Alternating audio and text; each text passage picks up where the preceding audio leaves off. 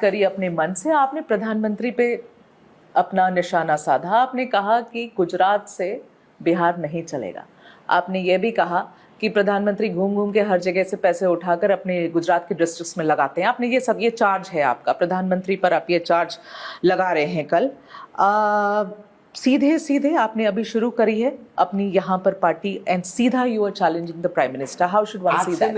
And these are charges you are making. अरे बिल्कुल, फिर से मैं तो हर गांव में जाकर पिछले 2 साल से कह रहा हूं, आप लोग सुन ही नहीं रहे कि 2014 के बाद अगर किसी राज्य ने, गुजरात के बाद किसी राज्य ने सबसे ज्यादा आंख बंद करके मोदी जी पर भरोसा करके वोट दिया है, वो राज्य है बिहार। 2014 में भाजपा की कोई ताकत नहीं थी। नीतीश जी से गठबंधन से अलग होने के बाद भी भाजपा को 30 से ज्यादा सीट आया। 2019 में 40 में 39 सांसद हम लोगों ने जिताया। इस बार भी जब भाजपा को कई जगह नॉर्थ के राज्यों में झटका लगा है, बिहार ने फिर उन पर भरोसा जताया है। लेकिन तो मोदी जी धोखा कर रहे हैं। सुन तो लीजिए आप बात को। मैं खुले मन से रोज गांव में कहता हूं, आपके मन से भी कह दे रहा हूं, जिस बिहार की जनता को जातिवादी जनता, जातियों में बटा हुआ समाज कह के हम लोग रोज आप लोग उपहास उड़ाते हैं, उसने जाति धर्म भूलकर मोदी की मदद की, मोदी को जिताया। और वही मोदी जी आज 12 साल हो गए।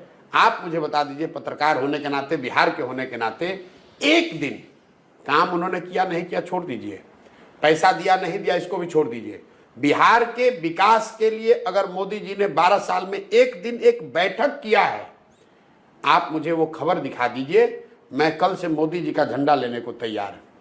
मतलब जिस व्यक्ति को बिहार में नहीं रहा, यहाँ एक सुन तो लीजिए।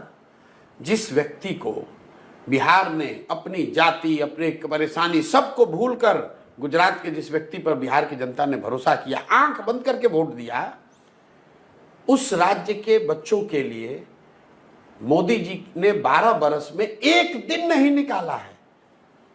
तो क्या ये धोखा नहीं है? क्या बिहार के बच्चों को ये हक नहीं, बिहार के लोगों को ये पूछने का कि भाई आप गुजरात में बैठक कर रहे हो, गुजरात का विकास आपकी चिंता आपको है, क्या आपको नहीं पता है कि बिहार देश का सबसे गरीब और पिछड़ा राज्य है? क्या आपने इसकी चिंता की कि बिहार में कम से कम 10 चीनी मिल चालू हो जाए?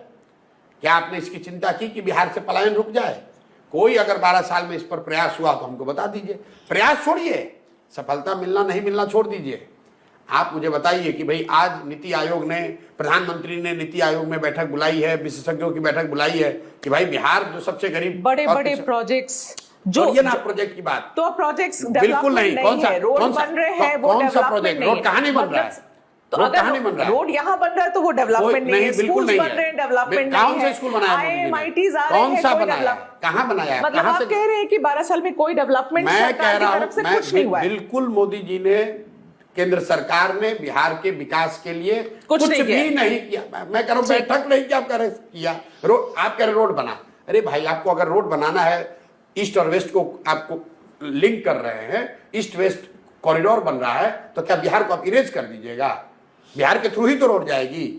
अगर आप गोल्डन क्वाड्रेंटल बनाएंगे तो बिहार उसमें आएगा ना भाई। उसमें कोई बिहार पे एहसान थोड़ी ना कर रहे हैं। मतलब बिहार स्पेसिफिक कुछ भी नहीं हुआ। अरे मैं आपसे पूछ रहा हूं भाई, आप क्या एहसान कर रहे हैं? अगर आप गुजरात से सिलीगुड़ी रोड बनाइएगा तो बिहार को हवा में नहीं ना उड़ के चले जाइएगा। ये तो बिहार पे एहसान कर रहे हैं आप।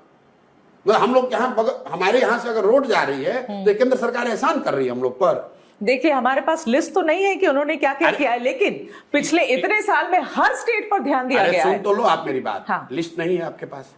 मैंने आपको तो लिस्ट उसकी बात ही नहीं कि मैंने आपको सीधा अच्छा आसान सवाल दिया था।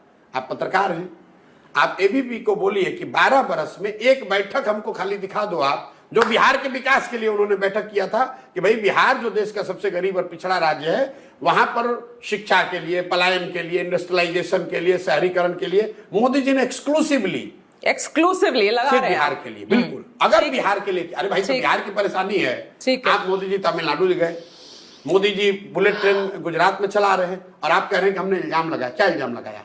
1 लाख करोड़ रुपया, 1 लाख करोड़ रुपया जब बुलेट ट्रेन जो बन रहा है, आपको भी पता है 1 लाख करोड़ रुपया सरकार ने कर्ज लिया है। कर्ज गुजरात तो नहीं पे करेगा, भारत के लोग पे करेंगे। वो कर्ज भारत सरकार ले रही है। 1 लाख करोड़ रुपया लगाकर बुलेट ट्रेन बनाया जा रहा है ताकि अहमदाबाद से बॉम्बे तक बुलेट ट्रेन चले। अच्छी बात है, देश का विकास होना चाहिए। पहले से अहमदाबाद से गुजरात जाने के लिए सैकड़ों ट्रेनें हैं, बस है, फ्लाइट है। वहां पर लोगों को 1 लाख करोड़ रुपया आप लोन लेकर बुलेट ट्रेन बना रहे हैं। बुलेट ट्रेन बनने और तो बिहार के लोगों को आप पैसेंजर भी नहीं दीजिएगा। हम लोग का इतना भी हक नहीं है।